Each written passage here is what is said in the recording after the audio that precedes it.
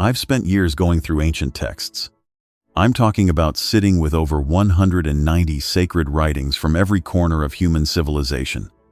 Christian, Hindu, Buddhist, Islamic, Taoist, Gnostic, Egyptian, Mayan, Hermetic, Sumerian, Confucian, Indigenous, line by line, version by version, translation by translation. These are texts written by people who never met each other. Civilizations separated by thousands of miles, thousands of years, completely different languages, completely different cultures, no trade routes connecting them, no shared alphabet, no way to influence each other whatsoever. And yet, somewhere between the lines, they are all saying the exact same thing, the same 5 truths, repeated over and over and over again, across every continent, every era, every belief system humans have ever created. And when I first noticed the pattern forming, it stopped feeling like research. It felt like finding pieces of a message that humanity scattered across its own history, like fragments of one map buried in 1,000 different places, waiting for someone to lay them all side by side. Now, this video has nothing to do with religion. Nothing. This isn't about defending one book or one tradition over another. This is about something much bigger than that. Because if God or ultimate truth or whatever name you want to give it is real, then it existed long before any book was written, any language was spoken, any single tradition was formed. Which means truth doesn't belong to one culture. It doesn't belong to one people. It doesn't belong to one era. Truth, if it's real, would show up everywhere. In every civilization, in every age, independently. And that's exactly what happened. But here's where we went wrong. Instead of noticing what all these traditions were pointing to, we got lost in the arguments about who was right. We got buried in the differences, the translations, the rituals, the politics, the fear. We started defending our favorite book instead of asking what all the books were trying to say. And the truths that every ancient civilization bled to preserve got drowned out by noise. The moment you try to put ultimate truth into words, you've already distorted it. Jesus understood this too. He spoke in parables because direct language couldn't carry the weight of what he was pointing to. Every ancient culture hit the same wall. How do you describe an experience bigger than thought itself using a language that's built entirely out of thought? How do you explain God, unity, infinity, consciousness, using a vocabulary that was designed for farming and trading and weather? You can't. So they did the only thing they could. They used metaphors, symbols, myths, parables, poetry, riddles, sometimes just silence, not to hide the truth, but because the truth was too large to fit through the doorway of human language. And when you finally step back far enough, when you stop arguing about the metaphors and start looking at what they were all pointing to, the differences disappear. And 5 truths reveal themselves so clearly, it's almost disturbing. It starts with the most foundational truth they tried to communicate to us. The one we've drifted the farthest from. The one that sits underneath everything else. And it's this. Number 1. You are not separate. This is the truth that every ancient civilization on Earth tried the hardest to communicate. And it's also the one that modern humanity has gone the farthest from. You are not separate. Not from other people. Not from nature. Not from the universe. Not from whatever word you use for the divine. You are the world, experiencing itself, from one specific point of view. Every single ancient tradition arrived at this independently. In the Upanishads from India, there's a phrase, Tat Tvam Asi. It translates to, you are that, you are it. The divine wearing a human costume, walking around in skin and bones, temporarily forgetting what it actually is. Jesus said the kingdom of God is within you, inside of you right now. The Sufis took it even further. You are not a drop in the ocean. You are the entire ocean in a drop. In the Hermetic texts, the core teaching is 3 words. All is one. In Taoism, everything that exists is the Tao expressing itself in 10,000 forms. The trees, the rivers, the animals, the people, the stars, all of it one thing wearing different faces. The ancient Mayan text, the Popol Vuh, describes the universe as a single living being, heart of sky, heart of earth, one organism, breathing as one. Buddhism dismantles the idea of a separate self entirely. There is no individual self that exists on its own, and in the Kabbalah, one of the most precise lines ever written, creation is one emanation, divided only in appearance. You rose out of something. You'll return to something. And in between, the only reason you feel divided is because your awareness is funneled through a single lens instead of flowing through the vastness it truly belongs to. And this is not poetry. This is what quantum physics is now starting to confirm. At the subatomic level, there are no solid separate objects. Everything is energy. Everything is vibration. Everything is one unified field that appears fragmented only because of how we observe it. Observation itself is what creates the appearance of separate things. The ancient mystics didn't have particle accelerators or quantum equations, but they arrived at the same conclusion thousands of years earlier, through meditation, through silence, through direct inner experience. They looked inward instead of outward and saw the same truth that science is only now catching up to. Every form of human suffering traces back to this one misunderstanding: loneliness, the belief that you are fundamentally alone in the universe. Jealousy, the belief that someone else has something that was meant for you. Conflict, the belief that another person's gain is your loss. Greed, the belief that accumulating more will fill a void that only connection can fill. All of it is downstream from the illusion of separation. And every ancient mystic who ever lived was trying to tell us the same thing. The moment you truly see through this illusion, everything shifts. Fear begins to dissolve because there's nothing to lose. Loneliness disappears because you can't be separate from something you're made of. Death changes meaning entirely because the wave was never anything other than the ocean. And life stops being something that happens to you and starts being something that happens through you as you.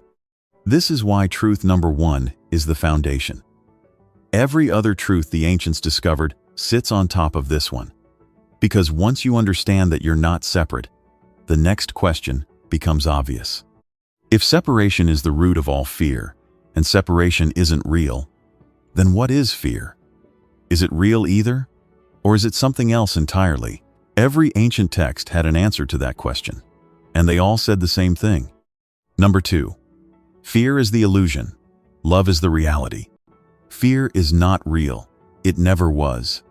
It is the single greatest lie ever planted in the human mind, and love is the only thing that actually exists. Every ancient text on earth repeats this, as if they knew that this would be the hardest truth for humanity to accept. The most repeated phrase in the entire Bible is, "Fear not." It appears over 365 times, one for every day of the year, as if the text itself was designed to remind you daily that fear is not your master. Jesus said it directly, "Perfect love casts out fear," meaning they cannot exist in the same space. Where one is present, the other is gone. The Buddha arrived at the same conclusion from the opposite direction. Hatred does not cease by hatred. By love alone is hatred healed. Fear, anger, hatred, they are not solved by fighting them. They dissolve when you return to what was always underneath them. In the Bhagavad Gita, the teaching is laid out with surgical precision. The path of devotion and love leads to liberation. The path of ignorance and fear leads to suffering. Two paths, two outcomes, and the defining variable between them is which one you operate from. Lao Tzu saw it too. In the Tao Te Ching, courage comes from love. Paralysis comes from fear. Love moves you forward. Fear freezes you in place. The Dhammapada, one of the oldest Buddhist texts, cuts even deeper. The mind is everything. Fear does not live in the world. It lives in the mind. It is generated internally and then projected outward onto situations, people, and possibilities that haven't even happened yet. You're not afraid of what's real. You're afraid of what your mind invented. And then there's Rumi, the Sufi mystic, who said something that should stop every person dead in their tracks. Your task is not to seek for love, but merely to find and remove every barrier you have built against it. He's not saying love is something you go out and find. He's saying love is what's already there, and the only reason you don't feel it is because you've spent your entire life stacking walls in front of it. Fear is the wall. Insecurity is the wall. The need to control is the wall. The belief that you're not enough is the wall. Love isn't missing. You've just buried it under decades of protection. Now let's be precise about what the ancients meant by love, because this is where most people lose the thread. They were not talking about romance.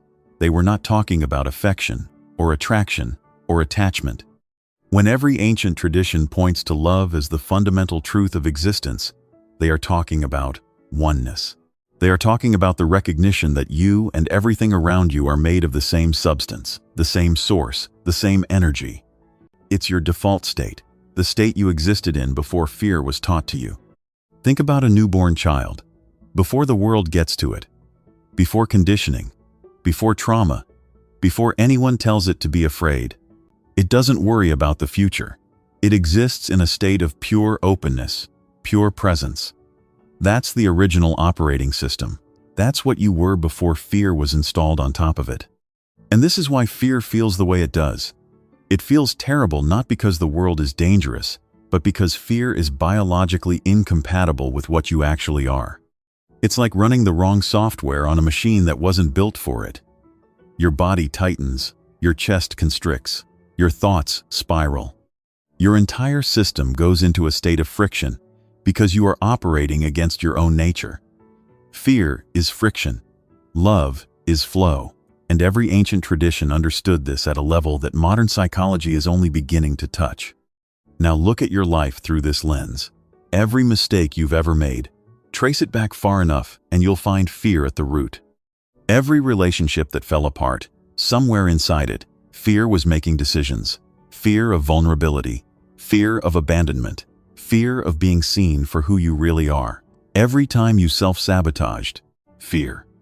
Every time you stayed in something that was killing you slowly, fear. Every time you said yes when everything inside you was screaming no, fear.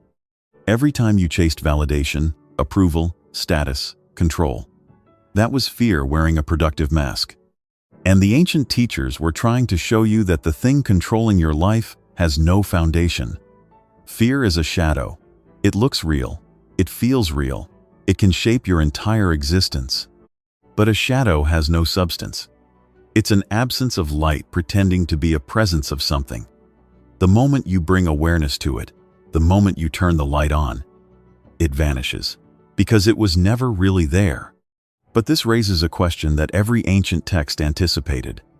If fear is an illusion and love is the default, then what is generating the illusion? What is the mechanism inside you that keeps producing fear even after you've been told it isn't real? The answer is something every civilization identified and pointed to with absolute clarity. Number 3.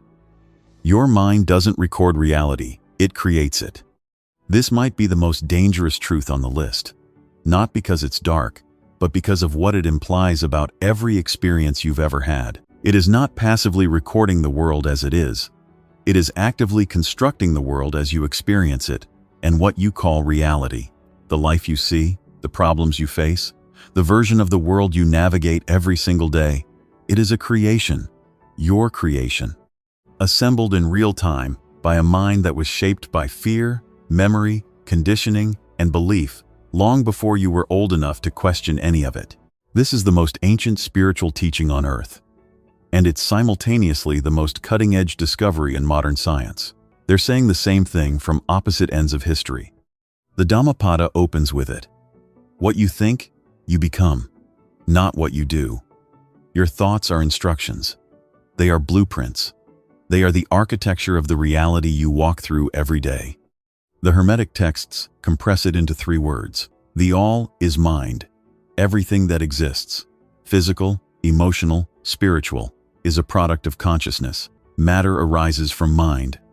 In the Hindu Vedanta tradition, there's a concept called Maya, and it's not a metaphor. It's a direct teaching that the world you perceive is not the world as it is. It is a projection shaped by the mind's limitations, its conditioning, its illusions. You're not seeing reality. You're seeing your mind's interpretation of reality and mistaking the interpretation for the thing itself. The Upanishads go further. The universe arises from consciousness. Consciousness isn't something that lives inside the universe. The universe is something that lives inside consciousness. Plato described it as the moving image of eternity. What you perceive is not the truth. It's a shadow of the truth, filtered through the limitations of human perception. He built an entire allegory around this. People chained inside a cave, watching shadows on a wall, fully convinced that the shadows were real. And the moment one person breaks free and sees the actual light, they can barely comprehend it. That allegory was a diagnosis of the human condition. And now, modern science is arriving at the same place. In quantum physics, one of the most well-documented observations is that the act of observing a particle changes its behavior. The particle doesn't exist in a fixed state until it's measured. Before observation, it exists as a wave of probabilities. After observation, it collapses into a single point. The observer doesn't just witness reality, the observer participates in creating it. The measurement itself determines the outcome. Physicists have known this for over a century and still don't fully understand what it means. But the mystics understood it thousands of years before the first lab was ever built. Now bring this out of the abstract and into your actual life. You walk into a room full of strangers and seize opportunity, potential friends, interesting conversations, new connections. Another person walks into the exact same room and feels threat, judgment, rejection, social danger. Same room, same people, same physical reality. Two completely different experiences. The room didn't change. The projector did. Each person's mind constructed a version of that room based on their beliefs, their past experiences, their fears, and their self-image. And each person would swear that what they experienced was the objective truth. But it wasn't. It was a film their mind was playing on the walls of their perception. This is happening to you every second of every day. Your mind is filtering reality before it ever reaches your conscious awareness. It's deciding what to notice and what to ignore. It's assigning meaning to events before you've had a chance to assess them clearly. It's interpreting facial expressions, tones of voice, situations, and circumstances through a lens that was built primarily out of fear, memory, and survival instinct. You are not experiencing the world. You are experiencing your mind's version of the world. And those are two very different things. This is exactly why every ancient spiritual path leads to the same set of practices: meditation, stillness, silence, presence. Because the only way to see reality clearly is to stop the projector long enough for the screen to go blank. When the mind is still, the filters drop. The stories pause. The interpretations stop running. And what's left, underneath all of it, is reality as it actually is. Most people have never experienced this. They've never had a single moment where the mind wasn't narrating, labeling, judging, comparing, or projecting. They've lived their entire life watching the film and have never once looked at the projector. There's something that has been actively working against your awareness since the day you were born. Every ancient text identified it. Every mystic warned about it. And it lives closer to you than anything else in your life, because you've been calling it you. Chapter 4. The ego is the only enemy. Every ancient civilization, without exception, gave us the exact same warning. The thing you call yourself, the thing you've been protecting and defending and building your entire life around, is the thing that's been hurting you. The ego. It is the only enemy you will ever face. And it lives so close to you that most people never realize it's there, because they think it's them. Let's be precise about what the ego actually is, because most people hear the word and think it means arrogance or selfishness or having a big head. That's not what the ancients were talking about. The ego is not your personality. It's not your sense of self. The ego is the story you built to survive your fears. It's a mask, a character. A protective structure that you stitched together from your trauma, your insecurities, your conditioning, the expectations placed on you, and the conclusions you drew about life before you were old enough to think critically about any of it. Somewhere in childhood, you started building this character, and at some point, you forgot it was a character. You started believing it was you. The Bhagavad Gita puts it clearly. The self must conquer the lower self. There are two selves operating inside you. The real one, which is infinite, connected, fearless, and the constructed one, which is small, defensive, and terrified of being exposed. The entire spiritual journey, according to every ancient tradition, is the process of the real self reclaiming its position from the false one. Plato said, all sins come from excess self-love. Not love of the true self, but love of the constructed self, the ego, the image, the character you perform for the world and have performed for so long that you forgot there was anything underneath it. Jesus said, unless a man dies to himself, he cannot live. It's a direct instruction. The false self has to die for the real self to emerge. You cannot carry both. The Buddha said suffering begins with attachment to the self, not attachment to things, not attachment to people. Attachment to the self, the identity, the story, the ego. Lao Tzu wrote in the Tao Te Ching, he who defines himself cannot know who he truly is. The moment you say, I am this, I am successful, I am a failure, I am smart, I am broken, I am spiritual, you've drawn a boundary around something that has no boundary. You've put a cage around something infinite, and that cage is the ego. Now let's look at how the ego actually operates, because understanding its mechanics is the only way to see through it. The ego needs one thing, above all else, to survive: separation. It cannot exist without it. The ego needs to feel separate from other people, separate from the universe, separate from the divine, separate from truth. Because the moment you experience genuine oneness, even for a second, the ego has nothing to stand on. It dissolves, so it will do anything to prevent that experience. The ego feeds on comparison: better than, worse than, smarter than, more successful than, more spiritual than, more damaged than. It doesn't care which direction the comparison goes, up or down, as long as there's a gap between you and everyone else. That gap is where it lives. This is why it never stops talking. That voice inside your head that's always evaluating, always judging, always worrying, always strategizing, that's the ego maintaining its existence. Every thought it produces serves one purpose: to keep you believing that you are the character instead of the awareness behind the character. Every single one of those thoughts is rooted in one thing: fear. And fear, as we've already covered, is not real, which means the ego's entire foundation is built on something that doesn't exist. You are the ocean. The ego is a ripple that's convinced it's the entire sea. You are the infinite. The ego is a child sitting on a plastic throne pretending to be king, and it will defend that throne with everything it has, because without it, the ego doesn't exist. This is why personal growth feels so threatening. This is why honest self-reflection feels uncomfortable. This is why people resist change, even when their current life is destroying them. It's not that they don't want to grow. It's that growth requires the ego to lose territory. And the ego experiences that as death. It will flood you with anxiety. It will whisper that you're making a mistake. It will manufacture worst-case scenarios to keep you frozen, because movement means change, and change means the character might not survive. Every ancient tradition told you to let the ego go, because you cannot experience truth while holding on to something that isn't true.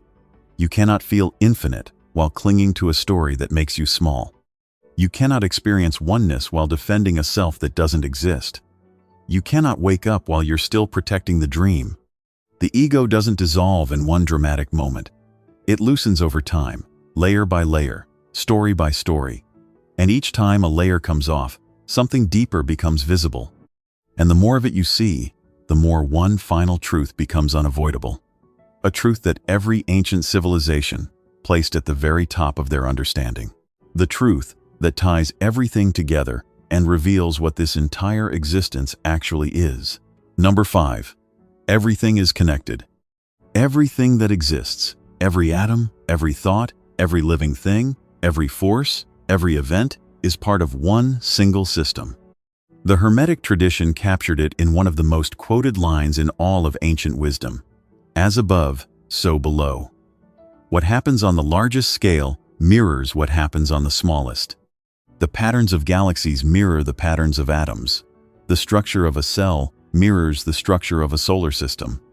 The rhythm of your breath mirrors the rhythm of the tides. This isn't a coincidence. It's architecture. It's the fingerprint of a single intelligence expressing itself at every possible scale. In the Kabbalah, all of creation emerges from a single tree of life, one source, branching outward into infinite forms, but never severing from the trunk. Every branch, every leaf, every fruit is still the tree. In Taoism, opposites are not enemies.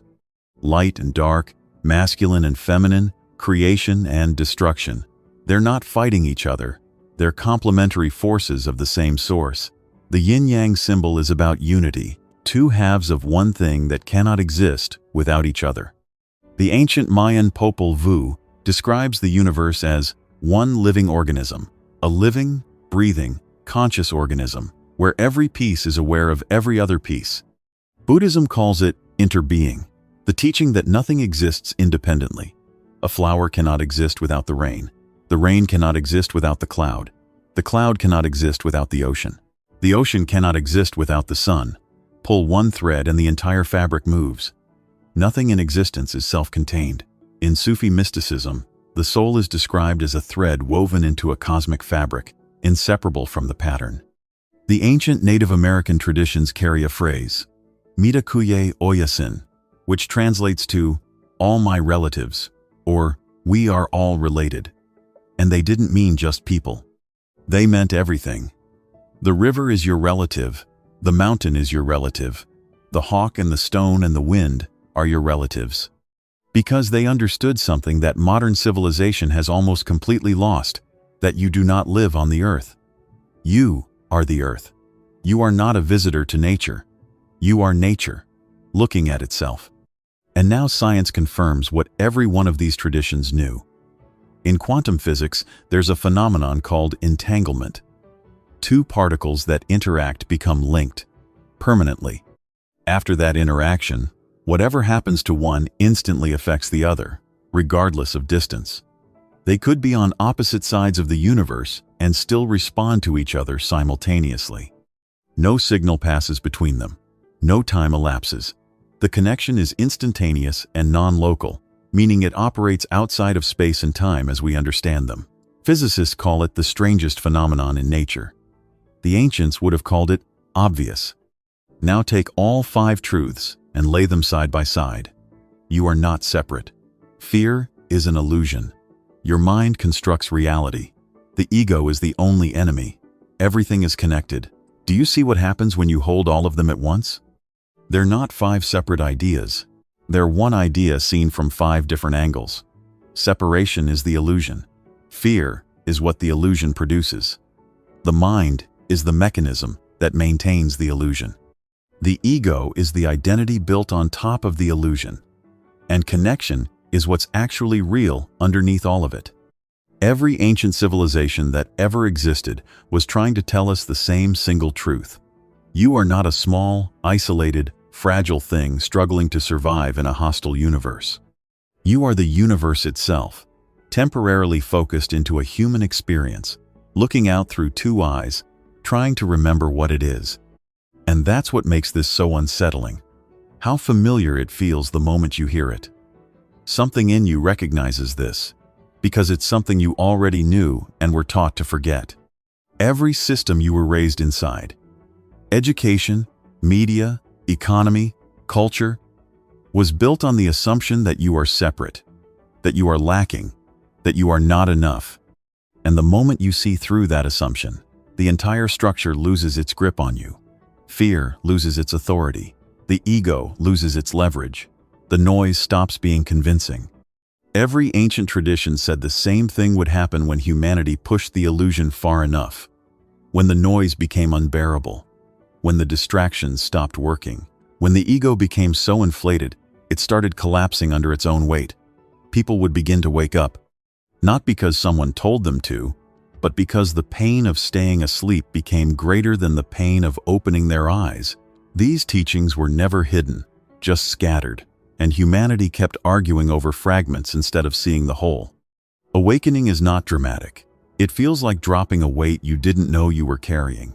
Nothing outside changes, only your relationship to it does. And when you stop searching outward and turn inward, what once felt broken starts to make sense. Thank you for watching. Please show some love by liking and subscribe to the channel. Until next time.